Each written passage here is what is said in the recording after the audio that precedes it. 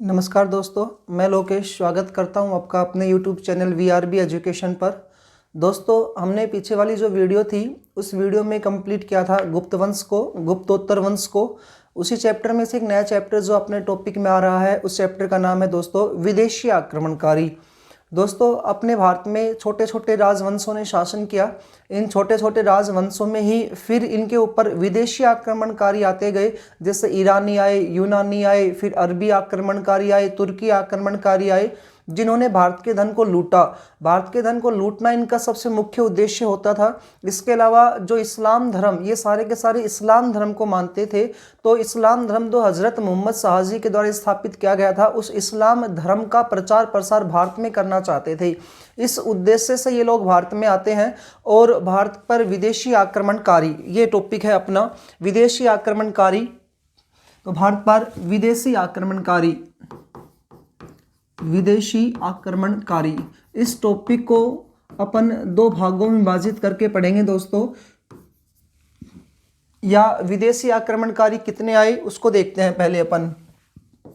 विदेशी आक्रमणकारी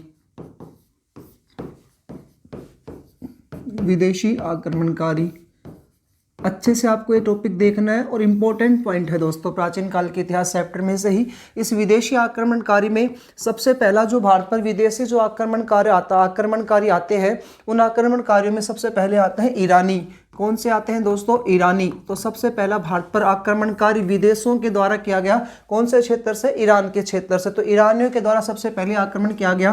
फिर आक्रमण हुए यूनान से। तो दोस्तों दूसरा पॉइंट आएगा यूनानी आक्रमणकारी।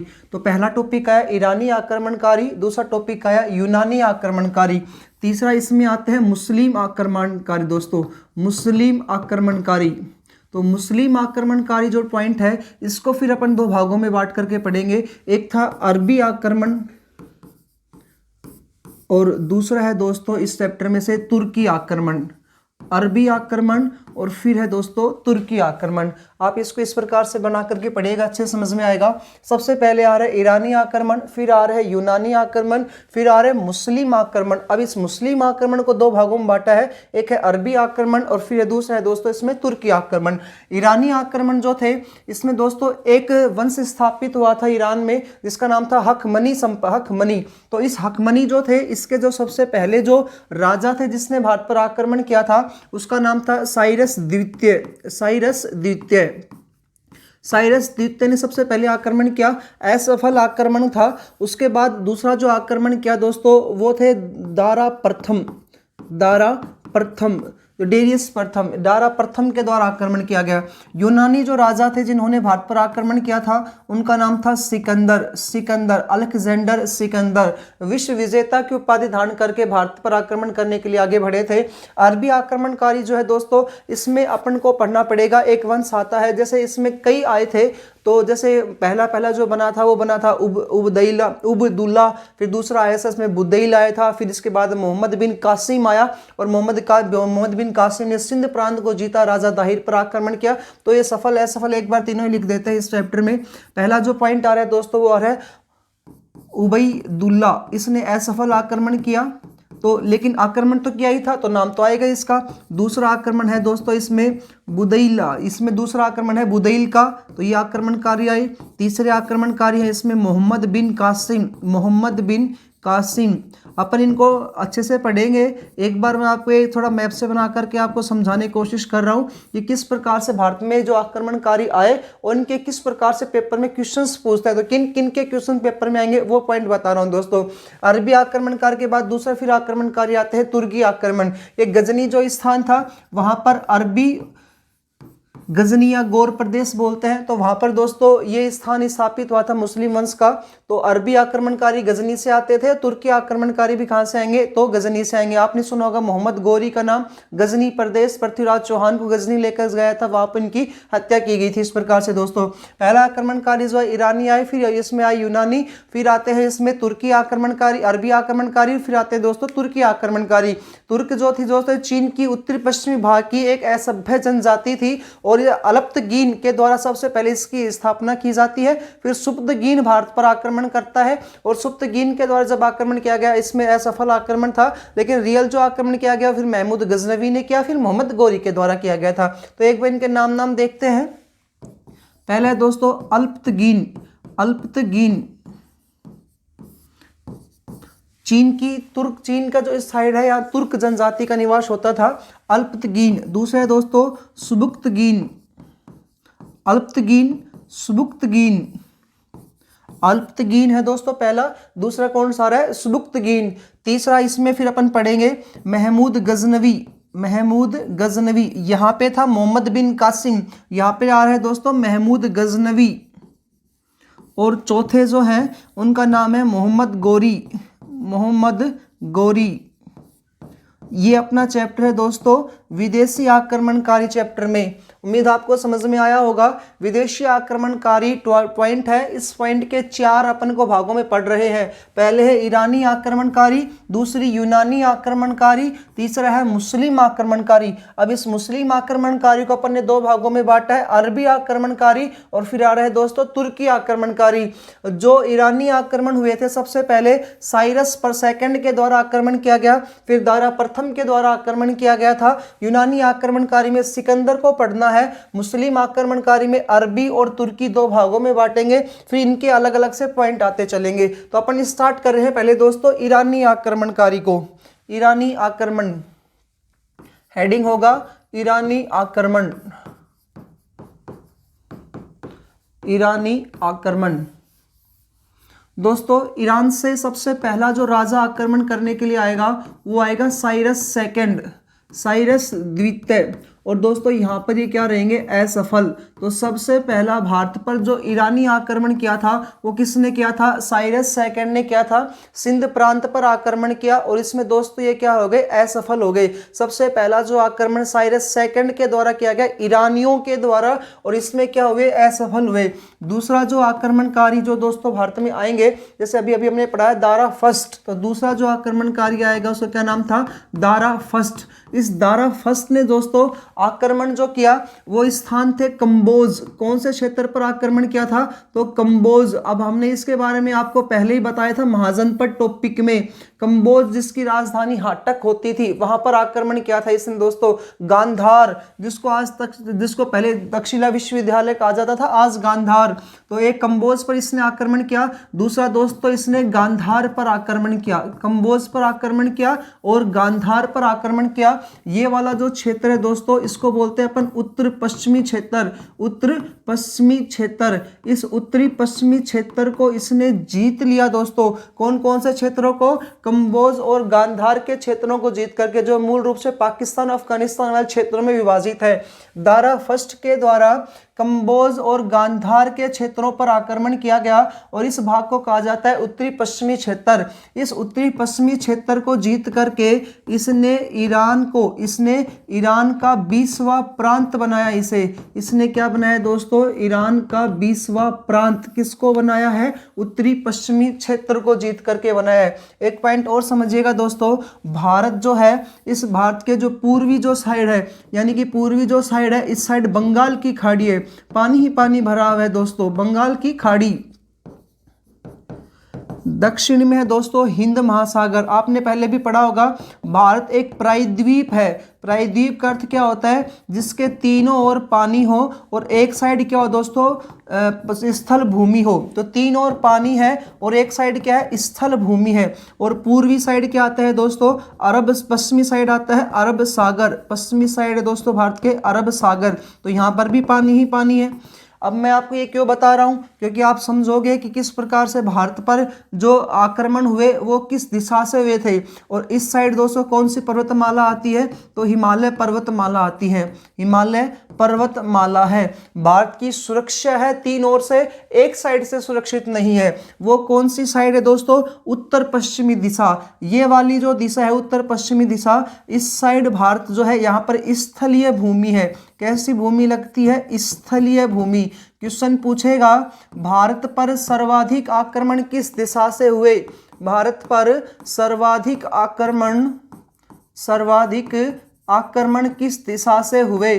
तो दोस्तों सर्वाधिक जो आक्रमण है वो आपको पता चल रहा है कौन सी दिशा से हुए हैं, उत्तर पश्चिमी दिशा से। तो आंसर क्या आ जाएगा इसका, उत्तर पश्चिमी दिशा से सर्वाधिक आक्रमण हुए हैं। रीजन क्या है, क्योंकि उत्तर पूर्व की साइड तो हिमालय पर्वतमाला फैला हुआ है, हिमालय पर्वतमाला की दुर्गम पहाड़ियों पर चोटियों पर चढ़ो, चढ़ करके फिर पहले तो चढ़ना हो गया, फिर चढ़ करके वहां पर बर्फ का सामना करो, फिर नीचे उतरो और फिर आक्रमण करो। तो जाहिर सी बात है दोस्तों ये बिल्कुल भी मूर्खता वाली बात होगी कि आक्रमण करना यहां से बंगाल की खाड़ी को पार करके आक्रमण करना, हिंद महासागर को पार करना, अरब सागर को पार करके आक्रमण करना, ये मूर्खता थी। तो भारत पर सर्वाधिक जो आक्रमण आए किस दिशा से आते हैं, उत्तर पश्चिमी दिशा से आते हैं। कंबोज, गांधार उसमें पाकिस्तान वाले क्षेत्र, अफगानिस्तान क्षेत्रों में फैले हुए थे। ये दो महाजनपद थे, इन दोनों महाजनपदों को किसने जीत लिया, दारा प्रथम ने जीता। और इस उत्तर पश्चिमी जो क्षेत्र वाला जो भाग है, इस भाग को ईरान का 20वां प्रांत घोषित कर दिया। किस क्षेत्र को, ईरान का 20वां प्रांत बना दिया उत्तर पश्चिमी क्षेत्र को, किसने, दारा प्रथम ने। तो इतना आपको दोस्तों याद करना पड़ेगा। ईरानी आक्रमण टॉपिक में दो राजा हैं, पहले राजा है साइरस द्वितीय, इन्होंने आक्रमण किया, असफल आक्रमणकारी साबित हुए। दारा फर्स्ट ने आक्रमण किया, कंबोज और गांधार को जीता। उत्तर पश्चिमी क्षेत्र वाला भाग है ये, जिसको ईरान का 20वां प्रांत इन्होंने घोषित किया। भारत पर सर्वाधिक आक्रमण उत्तर पश्चिमी दिशा से हुए, उसका रीजन कहता है पश्चिमी साइड अरब सागर है, दक्षिण साइड हिंद महासागर है, पूर्व साइड बंगाल की खाड़ी है और उत्तर पूर्वी साइड हिमालय की पर्वतमाला जो हमें सुरक्षित करते हैं। तो भारत एक प्रायद्वीप है जिसके तीनों ओर तो जल भरा हुआ है और एक और क्या है दोस्तों, स्थल भूमि है। इस प्रकार से ये ईरानी आक्रमण टॉपिक था दोस्तों। ईरानी आक्रमण टॉपिक के बाद दूसरा जो टॉपिक आता है वो आता है यूनानी आक्रमण।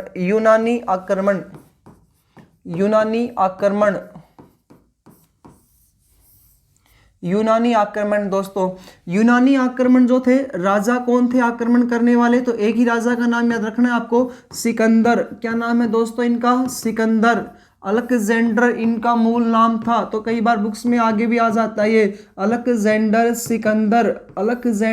सिकंदर। कहाँ के राजा थे, तो यूनान के राजा थे। स्थान कहाँ के थे, यूनानी राजा, इसको आज अपन ग्रीस बोलते हैं जी। यूनान के क्या थे, राजा थे। पिता का क्या नाम था इनका, फिलिप। पिता का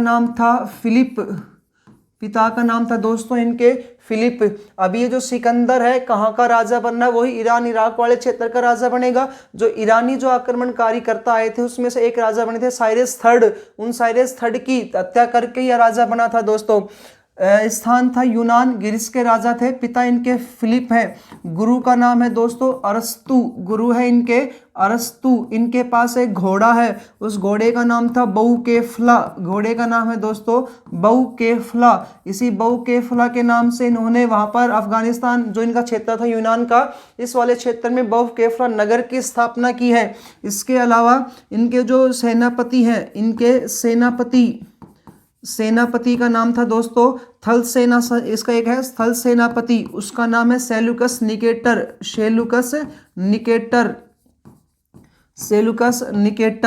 जो सीरिया के राजा हैं। और दोस्तों इनके बारे में हमने पहले मौर्य वंश के बारे में भी पढ़ा था कि चंद्रगुप्त मौर्य ने इस सेलुकस निकेटर को 305 ईस्वी में बीसी में इसको पराजित किया था। और सेलुकस निकेटर की बेटी हेलेना से इसने शादी की थी, सेलुकस निकेटर। और दोस्तों इसका एक जल सेनापति है, उस जल सेनापति का नाम था निर्याकस, जल सेनापति का नाम है दोस्तों निर्याकस। इतना कुछ याद रखना होगा आपको इस चैप्टर में से सिकंदर के राजा के। सिकंदर जो थे दोस्तों इन्होंने एक उपाधि धारण की थी, और उपाधि कौन सी धारण की, विश्व विजेता की इन्होंने उपाधि धारण की, विश्व विजेता की दोस्तों इन्होंने क्या धारण की है, उपाधि धारण की। दोबारा से देखते हैं, यूनानी राजा है सिकंदर, इनका मूल नाम अलेक्जेंडर है। और यूनानी राजा सिकंदर जो है ये ग्रीस जो है वर्तमान में वहां के राजा थे। पिता का नाम फिलिप, गुरु अरस्तु है, बहुकेफला इनका एक घोड़ा है। थल सेनापति का नाम सेलुकस निकेटर है, जल सेनापति का नाम है दोस्तों निर्याकस। इस सिकंदर ने ईरान के राजा क्या नाम है दोस्तों, साइरस तृतीय को पराजित किया था।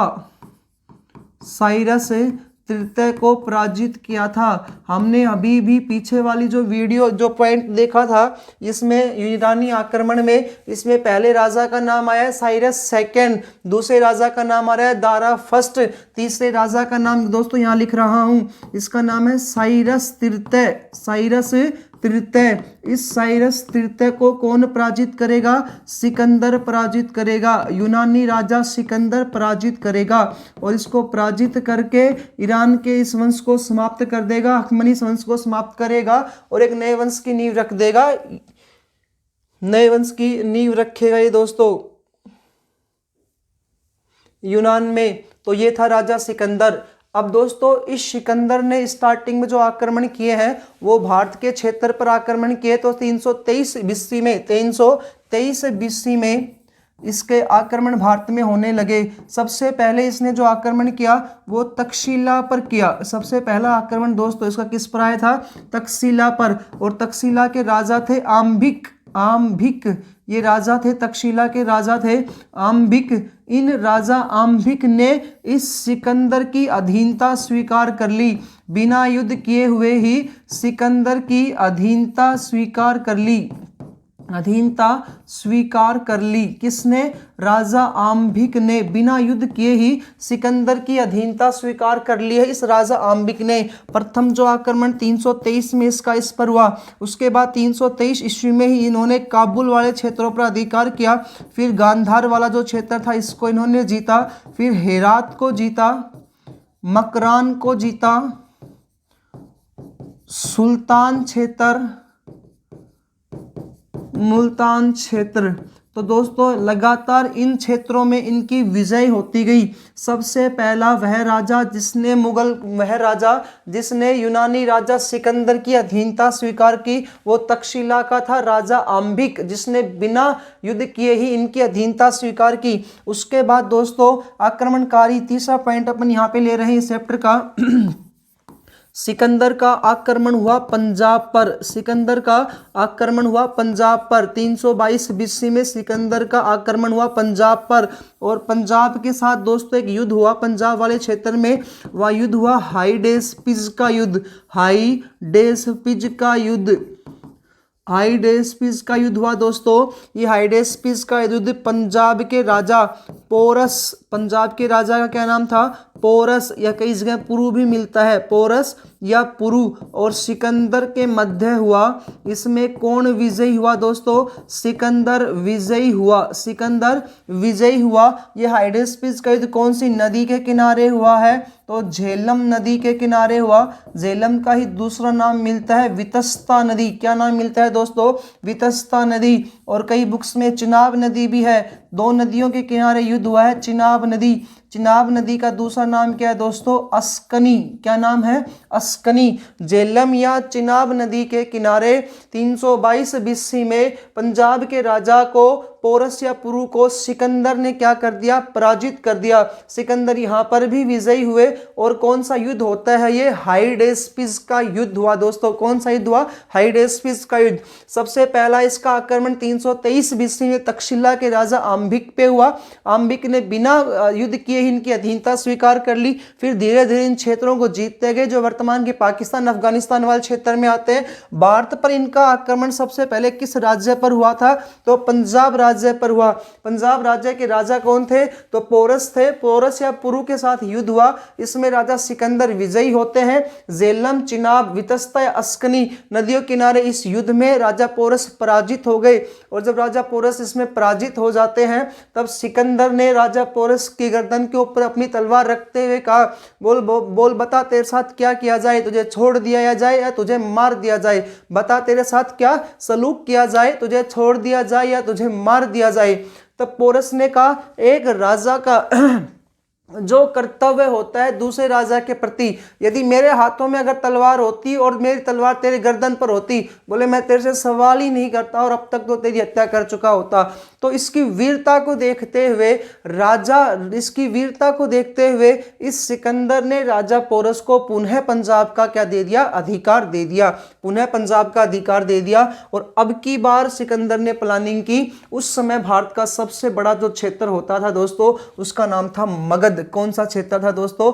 मगध। और मगध में एक वंश था, उस वंश का नाम था दोस्तों नंद वंश, और नंद वंश का राजा होता था घनानंद। घनानंद क्या था? इस वंश का राजा था। अगला आक्रमण पंजाब से निकल करके किस पर करना है सिकंदर को?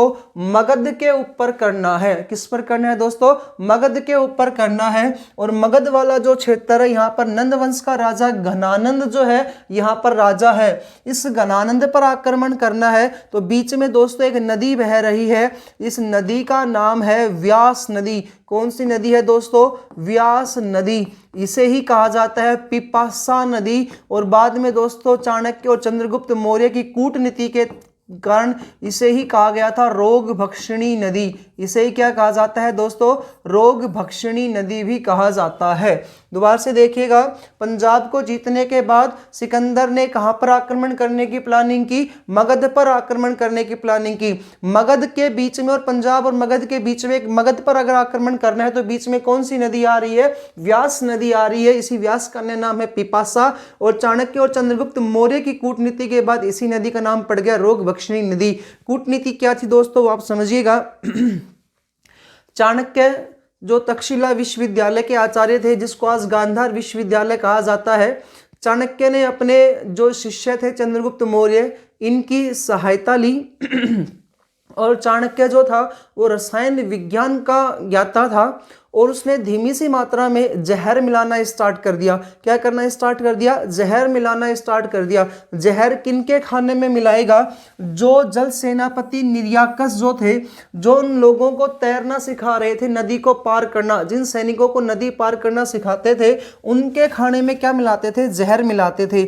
मेरे कहने का अर्थ है कि पंजाब से मगध पर आक्रमण करना है तो इनको कौन से क्षेत्र को पार करके आक्रमण करना पड़ेगा? तो व्यास नदी को पार करके आक्रमण करना पड़ेगा।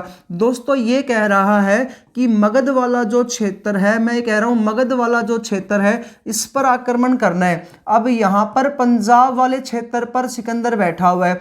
अब इस सिकंदर को यहां पर जाना है तो बीच में कौन सी नदी आ गई भाई? व्यास नदी आ गई। अब इनको तैरना आता नहीं था। तैरना नहीं आता है तो जल सेनापति कौन थे इनके? निर्याकस। निर्याकस जो थे इनको सैनिकों को तैरना सिखा रहे थे। तैरना सिखा रहे थे तो यहाँ पर जो लोग तैरने जाते थे, उन लोगों के खाने में चाणक्य जो था वो थोड़ी थोड़ी मात्रा में जहर मिला देता था, और 8-10 दिन बाद वहां पर उन लोगों की हो जाती थी मृत्यु। इधर चंद्रगुप्त मौर्य अपने साथियों के साथ ये अफवाह फैला देता है कि ये जो रोग भक्षणी है नदी, व्यास नदी रोग भक्षणी नदी है, इसमें जो जो तैरने के लिए जाते हैं उन लोगों की मृत्यु हो जाती है। तो दोस्तों इस प्रकार से वहां पर सैनिकों की मृत्यु होना प्रारंभ हो गई। सैनिक जो जल सेनापति के नेतृत्व में वहां पर तैरना जाते थे, उन सैनिकों की मृत्यु होने लगी। दूसरा, ये जो सेल्यूकस निकेटर इनके थल सेनापति थे, इन्होंने हिमालय पर्वतमाला को पार करके और फिर मगध पर आक्रमण करने की योजना बनाई, जिसमें ये असफल हो गए। राजा पोरस के साथ जब सिकंदर का युद्ध हुआ तो इसमें लगभग इसकी सेना 1/4 सेना जो थी वो पोरस ने हरा दिया था। पोरस ने उसको पराजित कर दिया, मार दिया। तो लगभग इस सिकंदर के सैनिकों ने ये उस समय ये कहना स्टार्ट किया, बोले जी हिमालय पर्वतमाला को पार करने के लिए गए, वहां पर हम लोग जो है असफल हुए।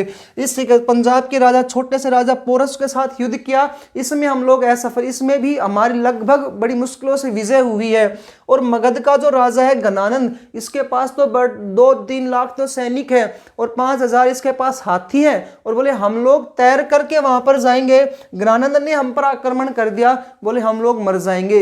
इसलिए सिकंदर के सैनिकों ने कहा हम युद्ध को नहीं करेंगे, हम युद्ध को नहीं करेंगे।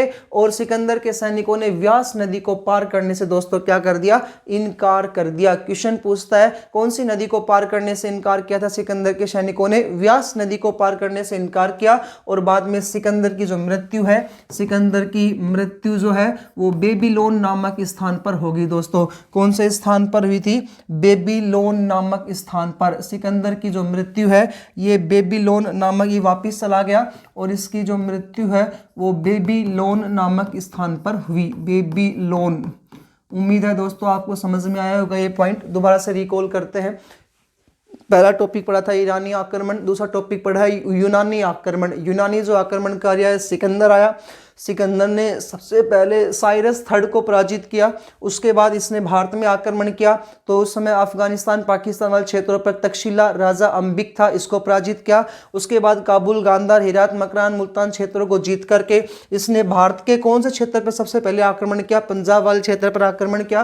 पंजाब के यहाँ पर युद्ध हुआ 322 BC में, हाइडेस्पिस का युद्ध। इस युद्ध में राजा पोरस पराजित हो जाते हैं। इसके बाद इसने मगध पर प्लानिंग की, मगध पर आक्रमण करने की, और मगध के जो राजा थे नंदवंश के राजा घनानंद पर आक्रमण करने की प्लानिंग की। बीच में व्यास नदी है, इनको तैरना आता नहीं था। निर्याकस जो सेनापति है तैरना सिखाता है उन लोगों को, सैनिकों को।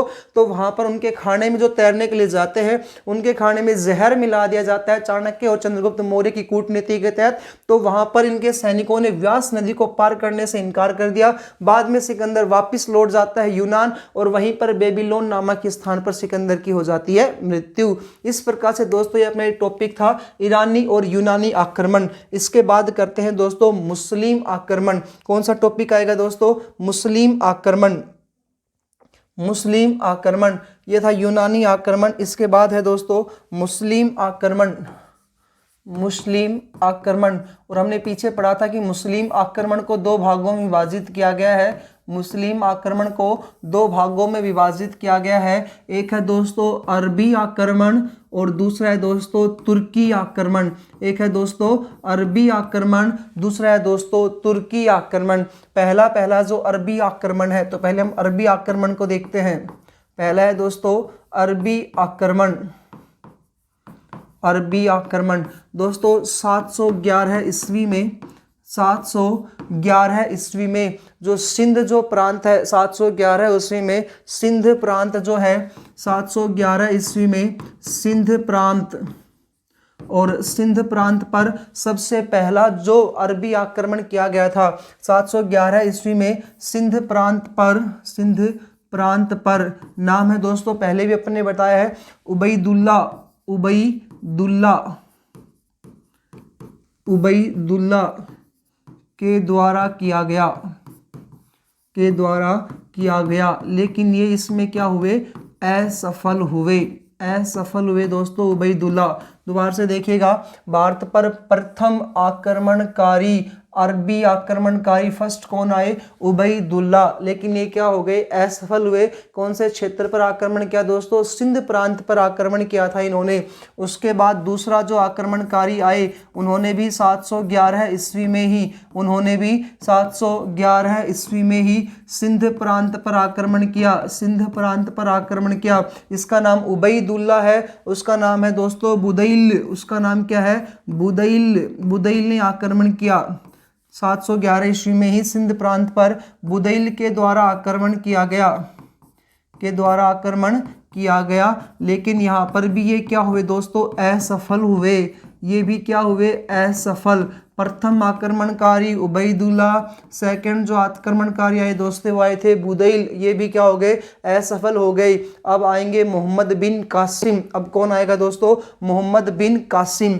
तीसरा आक्रमणकारी आ रहा है मोहम्मद बिन कासिम। दोस्तों कई बार पेपर में 712 ईस्वी और कई बार 713 ईस्वी, ज़्यादा इंपॉर्टेंट है 712 को। तो 712 ईस्वी में, कई बार पेपर में 713 भी मिलता है, तो आप कंफ्यूज ना होना उसमें। 712 ईस्वी में सिंध प्रांत पर आक्रमण किया दोस्तों। कौन से प्रांत पर आक्रमण किया? सिंध प्रांत पर। ये पहला राजा। दूसरा राजा, अब अपन बात करें तीसरे राजा की। तीसरे राजा का नाम है दोस्तों मोहम्मद बिन कासिम। मोहम्मद बिन कासिम। मोहम्मद बिन कासिम। मोहम्मद बिन कासिम। दोबारा से देखिएगा, 712 ईस्वी में सिंध प्रांत के राजा, सिंध प्रांत के राजा अब कौन है वो आपको लिखवा रहा हूँ, मोहम्मद बिन कासिम के द्वारा सफल आक्रमण किया गया। के द्वारा सफल आक्रमण किया गया। वहाँ पर लिखा था असफल आक्रमण था, और अब क्या बता रहा हूँ दोस्तों? सफल आक्रमण है। ये किसके द्वारा किया गया? मोहम्मद बिन कासिम के द्वारा किया गया। तीसरे राजा है जो अरब सैनिक है जो भारत पर आक्रमण करने के लिए आए थे। सिंध प्रांत के दोस्तों उस समय राजा थे दाहिर। राजा कौन है दोस्तों? दाहिर। दाहिर के ऊपर इन्होंने क्या किया था? आक्रमण किया था। तो सिंध प्रांत के राजा थे दाहिर। युद्ध हुआ इन दोनों के बीच में। कौन सा युद्ध था? रावोर का युद्ध। कौन सा युद्ध है दोस्तों? रावोर का युद्ध। तो रावोर का युद्ध में कौन जीता? मोहम्मद बिन कासिम विजयी हुआ। रावोर का युद्ध में कौन जीता दोस्तों? मोहम्मद बिन कासिम विजयी हुआ था। रावोर का युद्ध राजा दाहिर प्लस मोहम्मद बिन कासिम के बीच में हुआ था। विजयी कौन हुए इसमें? तो विजयी हुआ मोहम्मद बिन कासिम। दूसरा पॉइंट दोस्तों, अब राजा दाहिर पराजित हुए थे क्योंकि इनके साथ धोखाधड़ी की गई थी, धोखा दिया था। मोकाह नामक व्यक्ति ने इनको क्या दिया था? धोखा दिया था। मोकाह ने धोखा दिया। जो इनके सेनापति थे मोकाह, इन्होंने धोखा दिया। ये कासिम से जाकर के मिल जाते हैं और दोस्तों इन्होंने यहाँ पर क्या दिया? इनको धोखा दिया। इस कारण से राजा दाहिर इसमें पराजित हो गए। रावोर का युद्ध था, मोहम्मद बिन कासिम जीत गया, इसलिए इसको बोलते हैं सफल आक्रमणकारी। राजा दाहिर के ऊपर मोहम्मद बिन कासिम ने, नोट पॉइंट है दोस्तों, इस राजा दाहिर के ऊपर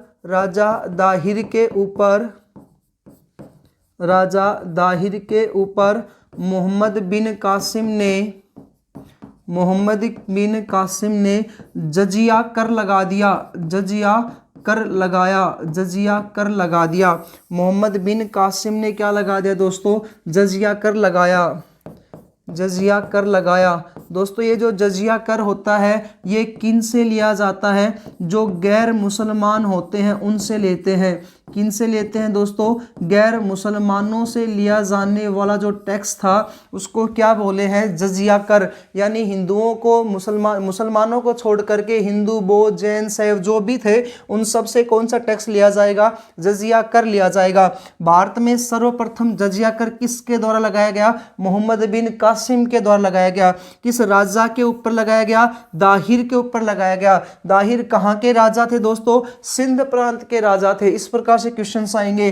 गैर मुसलमानों से लिए जाने वाला टैक्स तो था, लेकिन इसमें इन्होंने 5 लोगों को छूट दी। इसमें इन्होंने कितने लोगों को छूट दी दोस्तों?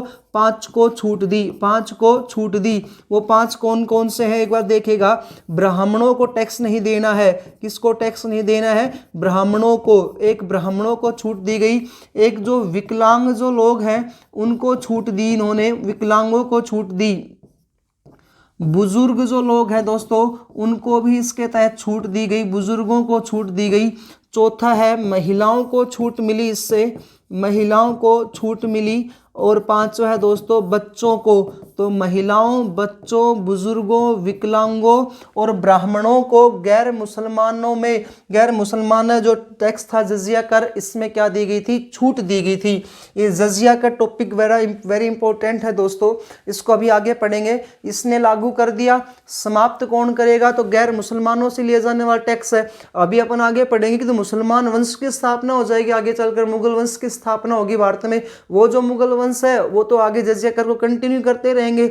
इससे अलावा दिल्ली सल्तनत टॉपिक आएगा, वो भी कंटिन्यू करेंगे इन टैक्सों को। और जो मुस्लिम जो वंश थे, मुगल वंश था, बाबर, हुमायूं, अकबर, इनका तो वो भी कंटिन्यू करते रहते हैं। लेकिन अकबर ने इसको क्या कर दिया? राजपूतों के प्रभाव में आकर के बंद कर दिया। औरंगजेब ने फिर से लागू कर दिया। फिर मोहम्मद शाह रंगीला ने इसको पूर्णतः बंद किया था। एक बार इसको थोड़ा सा और देखेंगे, पहले एक बार इस टॉपिक को यही कंप्लीट करें। मोहम्मद बिन कासिम को दोबारा से आप देखिएगा। मोहम्मद बिन कासिम जो है ये सफल आक्रमणकारी साबित होते हैं। 712 में इन्होंने सिंध प्रांत को जीता था। रावौर का युद्ध हुआ था। मोकाह नामक एक धोखेदार थे, धोखा दिया था जिसको, दाहिर को, तो इनके द्वारा ये युद्ध में जीत जाते हैं। इसके बाद चौथा जो इनका युद्ध आता है, चौथा जो युद्ध है इन्होंने 713 ईस्वी में इन्होंने किया था और मुल्तान क्षेत्र को जीता। 713 ईस्वी में मोहम्मद बिन कासिम ने मुल्तान क्षेत्र को जीता। मोहम्मद बिन कासिम ने कौन से क्षेत्र को जीता दोस्तों? मुल्तान क्षेत्र को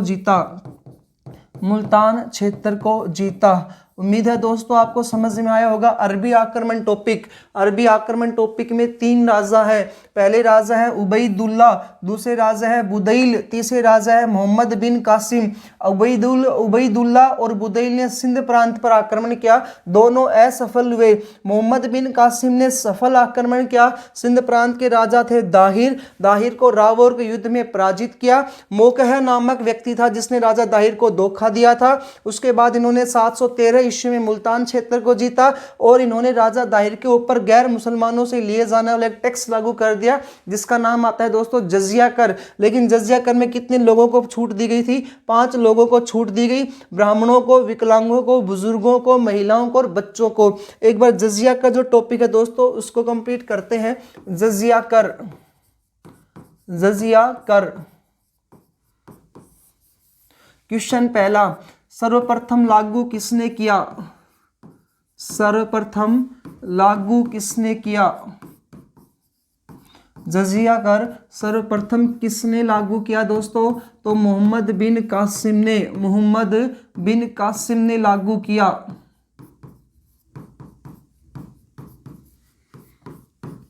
कब लागू किया? 712 ईस्वी में। कब लागू किया दोस्तों? 712 ईस्वी में लागू किया। किसके ऊपर लागू किया? मोहम्मद बिन कासिम ने राजा दाहिर के ऊपर लागू किया था। कितने लोगों को छूट दी थी? 5 लोगों को इसमें छूट दी गई थी। उसके बाद कह रहा है किससे लिया जाता था? तो गैर मुसलमानों से लिए जाने वाला एक टैक्स था, गैर मुसलमानों से लिए जाने वाला टैक्स था। इस जजिया कर को समाप्त किसने किया?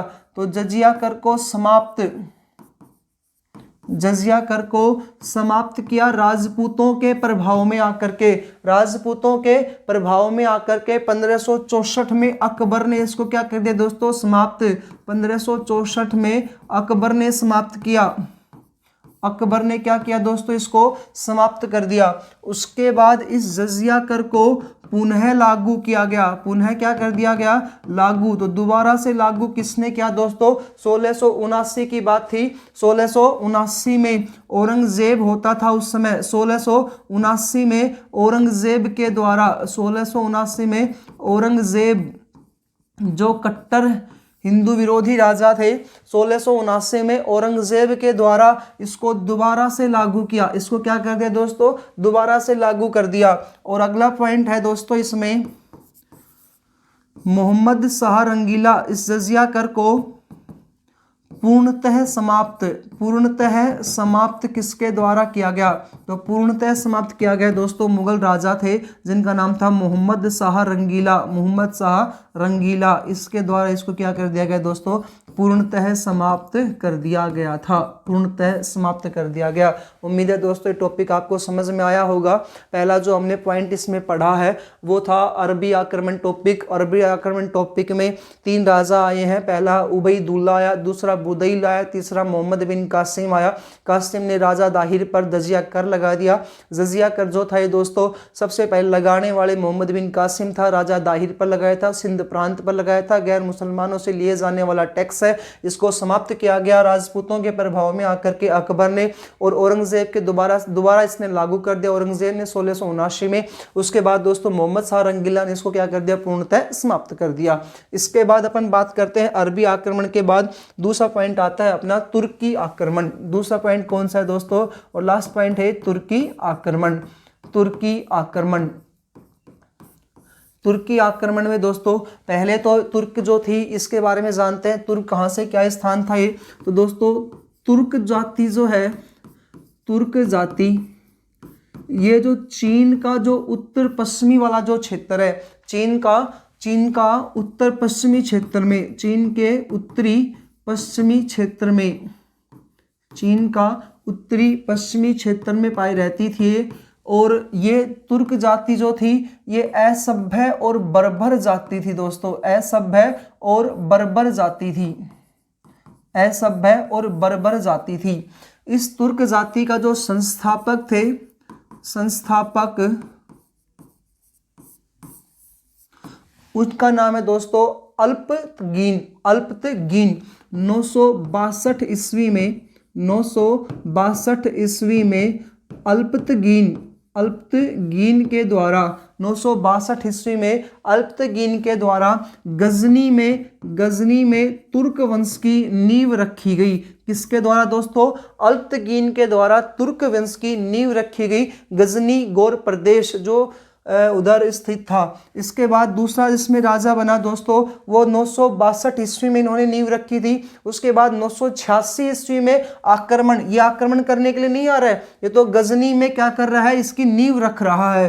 तो गजनी संप्रदाय की नींव रखी या गजनी साम्राज्य की इन्होंने क्या साम्राज्य की क्या रखी, नींव रखी। गजनी साम्राज्य की या गजनी में साम्राज्य की इन्होंने नींव रखी। अब अपन बात कर रहे हैं आक्रमणकारी। आक्रमणकारी आएगा सुबक्तगीन। कौन सा आएगा दोस्तों, सुबक्तगीन। सुबक्तगीन आया प्रथम आक्रमणकारी, फर्स्ट आक्रमणकारी, तुर्क का प्रथम आक्रमणकारी। प्रथम जो आक्रमणकारी आए दोस्तों, इन्होंने 986 ईस्वी में 986 ईस्वी में पंजाब में, इन्होंने 986 ईस्वी में पंजाब में दोस्तों उस समय शाही वंश होता था। कौन सा वंश था, शाही वंश। और शाही वंश के राजा थे जयपाल। 986 ईस्वी में शाही वंश के राजा जयपाल के ऊपर, तो जयपाल पर राजा जो आक्रमण करने के लिए आया था उसका नाम था सुबक्तगीन। सुबक्तगीन 986 ईस्वी में पंजाब में शाही वंश के राजा जयपाल पर सुबक्तगीन ने सफल आक्रमण किया। कैसा आक्रमण किया दोस्तों, सफल आक्रमण किया, यानी कि राजा जयपाल को इसमें पराजित किया।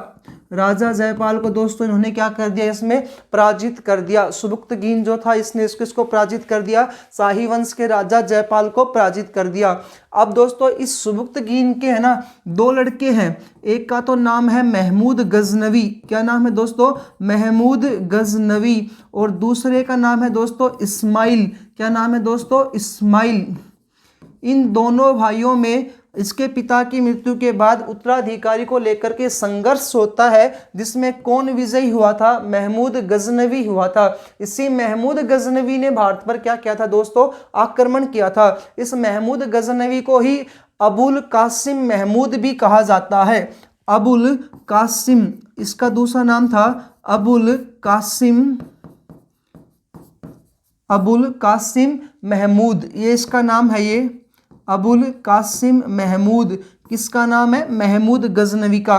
पहले इसका नाम ये था और बाद में राजा बना तो किस नाम से बनता है, महमूद गजनवी के नाम से राजा बनता है दोस्तों। इस महमूद गजनवी को बगदाद के खलीफा थे, बगदाद के खलीफा। दोस्तों इस्लाम धर्म में सबसे बड़ा जो पद होता है धार्मिक का, धर्म का सबसे बड़ा पद होता है खलीफा। तो इस्लाम धर्म के जो खलीफा थे बगदाद के, उनका नाम था अल कादिर और बिल्लाह। अल कादिर बिल्लाह। इन अल कादिर बिल्लाह के द्वारा बगदाद के खलीफा अल कादिर बिल्ला ने गजनवी को उपाधि दी। गजनवी को उपाधि दी। क्या क्या उपाधि दी थी दोस्तों, 2 उपाधि इसने धारण की, उपाधि दी। गजनवी को उपाधि दी है दोस्तों, एक है यमीन उद दौला, यमीन उद दौला, यमीन उद दौला की उपाधि दी। दूसरा है यमीन, एक है दोस्तों यमीन उद दौला, दूसरी है यमीन उल मल्लाह, यमीन उल मिल्लाह, यमीन उल मिल्लाह। तो ये 2 उपाधि धारण की है महमूद गजनवी ने, जिसका रियल नाम था अबुल कासिम महमूद। सुबक्तगीन का क्या था, ये बेटा था। तो भारत पर दूसरा जो आक्रमणकारी आएगा वो कौन आएगा, महमूद गजनवी आएगा। दोबारा से देखिएगा, तुर्की आक्रमणकारी, चीन की उत्तर पश्चिम वाला क्षेत्र पर तुर्क जाति रहती थी, असभ्य बर्बर जाति थी। इसके संस्थापक है अल्पतगीन, जिन्होंने गजनी में साम्राज्य की नींव रखी। इसका जो प्रथम आक्रमणकारी जो भारत पर आक्रमण करने के लिए आया था वो था सुबक्तगीन, जिसने पंजाब के शाही वंश के राजा जयपाल को 986 ईस्वी में पराजित किया। उसके बाद सुबक्तगीन के 2 लड़के हुए हैं, एक है महमूद गजनवी, दूसरा इस्माइल। इन दोनों भाइयों में उत्तराधिकारी को लेकर संघर्ष हुआ, जिसमें महमूद गजनवी विजयी हुआ और इसने बगदाद के खलीफा जो धार्मिक गुरु होते हैं इस्लाम धर्म के, उनसे अल कादिर बिल्लाह, इससे इन्होंने 2 उपाधियां धारण की है, यमीन उद दौला की, यमीन उल मिल्लाह की। इन्होंने क्या दोस्तों क्या की है, उपाधि धारण की है। अब इस महमूद गजनवी दूसरा आक्रमणकारी, तो सेकंड आक्रमणकारी भारत में कौन आया, सेकंड आक्रमणकारी भारत में इस तुर्क का पहला तो कौन सा आया था दोस्तों, तुर्क का पहला आक्रमणकारी तो ये आया था सुबुक्तगीन। दूसरा आक्रमणकारी आ रहा है महमूद गजनवी, महमूद गजनवी ये दूसरा आक्रमणकारी है दोस्तों। और महमूद गजनवी ने जब आक्रमण किया था तो इसने भारत पर 1001 से लेकर के 1027 तक लगातार 1001 से 1027 तक दोस्तों लगातार 17 बार आक्रमण किए। कितनी बार आक्रमण किए दोस्तों, 17 बार आक्रमण किए। 1001 से 1027 तक इसने दोस्तों 17 बार आक्रमण किए हैं, जिनमें से सबसे महत्वपूर्ण जो आक्रमण है, महत्वपूर्ण आक्रमण जो है दोस्तों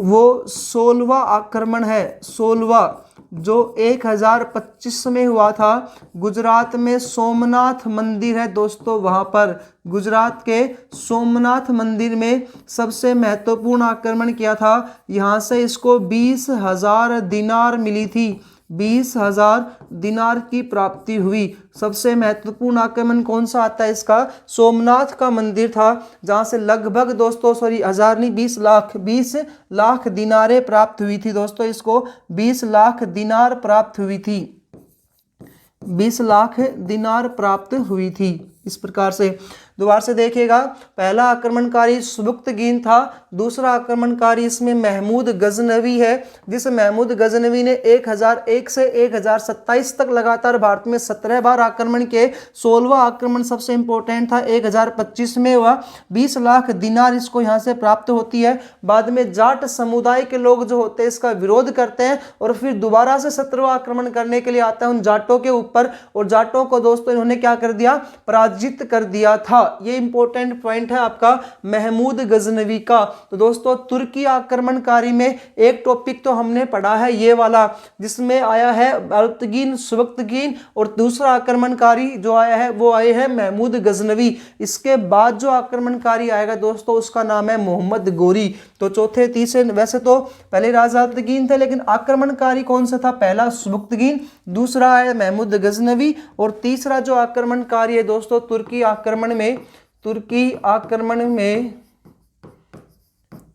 आक्रमणकारी में तीसरा जो है दोस्तों उस राजा का नाम है, थर्ड जो आए उनका नाम है मोहम्मद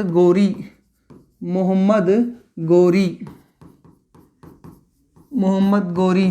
कहाँ के राजा हैं दोस्तों, तो गजनी के राजा मोहम्मद गोरी है, गजनी के राजा है मोहम्मद गोरी। इनका दोस्तों एक सेनापति है, सेनापति का नाम है कुतुबुद्दीन ऐबक। इनके सेनापति है दोस्तों कुतुबुद्दीन ऐबक।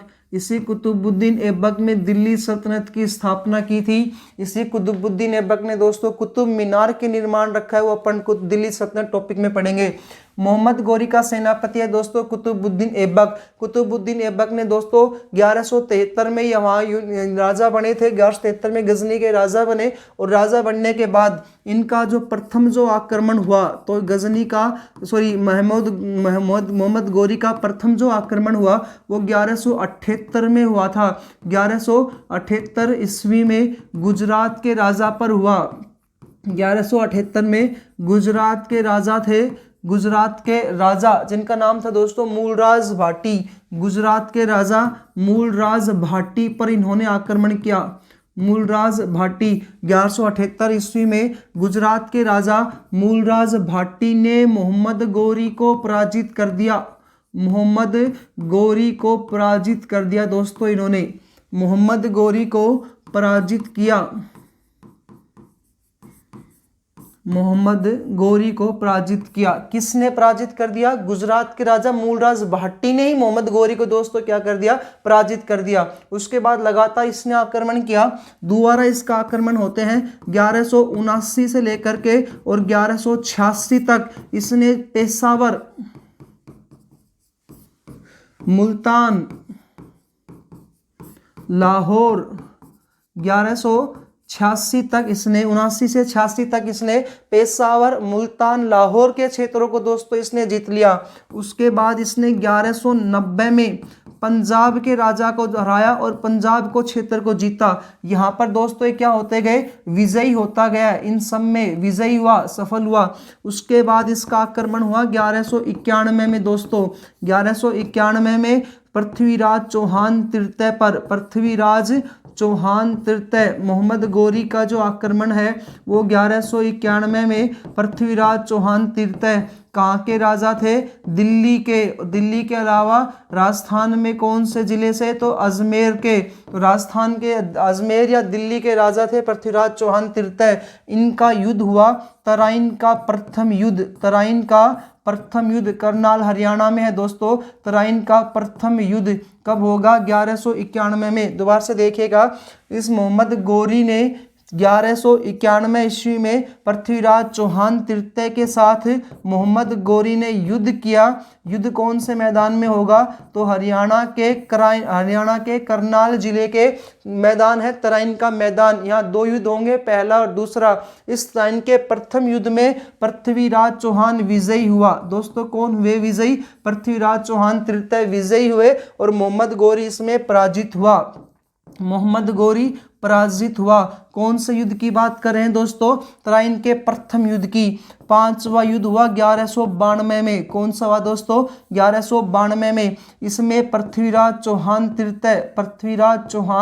तृतीय मोहम्मद गोरी के बीच में युद्ध हुआ। मोहम्मद गोरी के बीच में युद्ध हुआ और वही दिल्ली अजमेर के राजा पृथ्वीराज चौहान तृतीय। लेकिन अब की बार तराइन का दूसरा युद्ध है दोस्तों, जो 1192 में हुआ था और इसमें कौन विजयी हुआ, मोहम्मद गोरी विजयी हुआ और पृथ्वीराज चौहान जो थे इसमें दोस्तों पराजित हो गए।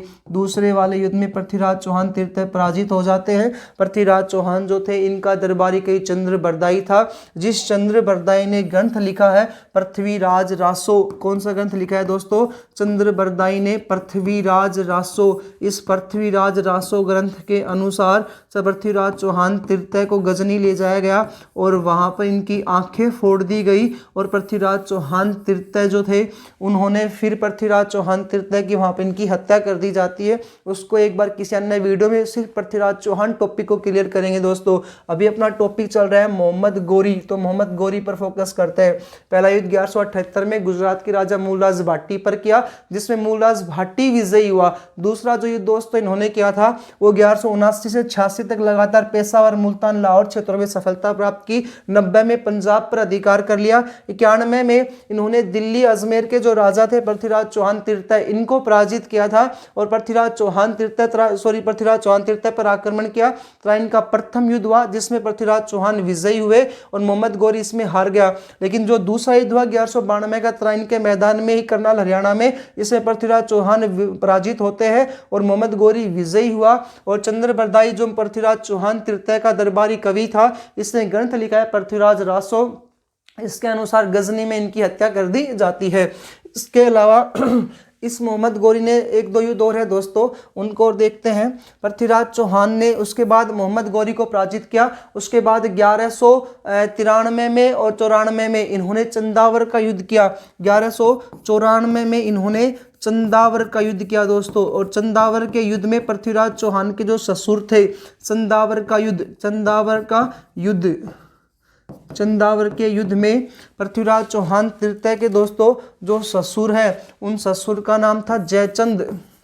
1194 में जयचंद को इन्होंने पराजित किया। चंदावर के युद्ध में जयचंद को पराजित किया। तो कौन जीता इसमें भी, मोहम्मद गोरी विजयी हुआ। चंदावर के युद्ध में भी मोहम्मद गोरी विजयी हुआ। ये मोहम्मद गोरी विजयी हुआ। कन्नौज वाले क्षेत्र पर जयचंद का अधिकार था, उस जयचंद को इन्होंने क्या कर दिया दोस्तों, पराजित कर दिया। उसके बाद इन्होंने लगातार आक्रमण बढ़ाए। 1194 के बाद 1196 में इन्होंने चुनार पर आक्रमण किया। चुनार में वहाँ पर जाट और राजपूत समुदाय होते थे। जाट व राजपूतों को पराजित किया मोहम्मद गोरी ने। जाट व राजपूतों को पराजित किया चुनार में। उसके बाद दोस्तों एक इम्पोर्टेंट आता है 1206 में। 1206 वाला जो है, इसमें दोस्तों इन्होंने खोखरो जाति होती थी, खोखरो ये जाति होती थी, इस खोखरो जाति को पराजित किया। जो विरोध करती थी इनका लगातार खोखरो जाति के द्वारा विरोध होता था, उसको इन्होंने का विद्रोह को खोखरो जाति को पराजित किया, खोखरो जाति को पराजित किया।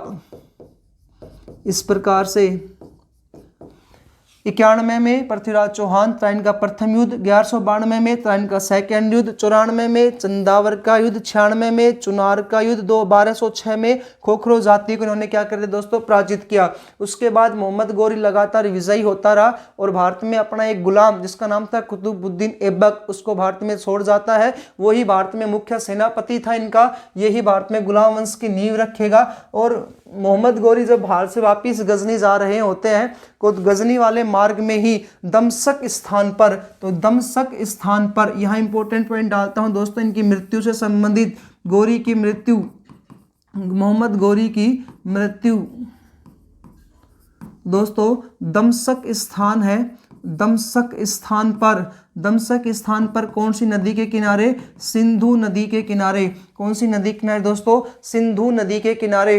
अफरीदी जो कबीले वाले जो थे नमाज पढ़ते इनकी हत्या कर देते हैं। दमशक स्थान पर, दमशक स्थान पर, दमशक स्थान पर नमाज पढ़ते हुए, नमाज पढ़ते हुए, नमाज पढ़ते हुए गोरी की हत्या, गोरी की हत्या अफरीदी कबीलियों के द्वारा कर दी गई, अफरीदी कबीलियों के द्वारा कर दी गई।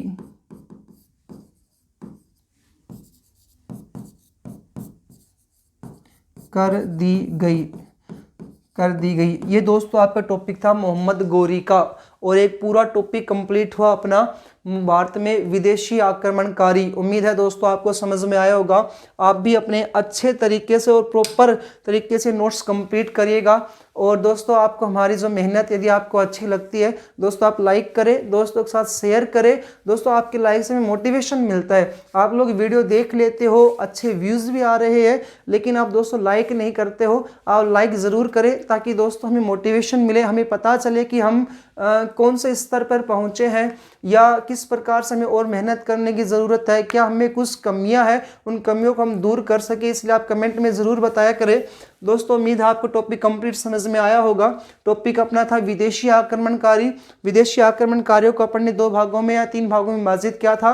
पहला टॉपिक है ईरानी आक्रमणकारी, दूसरा यूनानी आक्रमणकारी, तीसरा आया मुस्लिम आक्रमणकारी। इस मुस्लिम आक्रमणकारी को 2 भागों में बांटा है, अरबी आक्रमणकारी और दूसरा है दोस्तों तुर्की आक्रमणकारी। अरबी आक्रमणकारी के कुछ इसमें इंपॉर्टेंट राजा आए थे, फिर ये गजनी वाले स्थान से ही था ये अरबी आक्रमण और तुर्की आक्रमण। और तुर्की आक्रमणकारी में फिर से हमने पढ़ा है दोस्तों मोहम्मद गोरी वगैरह इनको। तो इंपॉर्टेंट टॉपिक था, आपको अच्छे से समझ में आया होगा।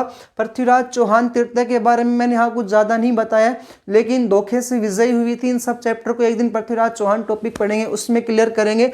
दोस्तों उम्मीद है आपको अच्छे से समझ में आया होगा। आप अच्छे से अपने प्रॉपर नोट्स बनाइएगा। मिलते हैं दोस्तों अगले वीडियो में। धन्यवाद।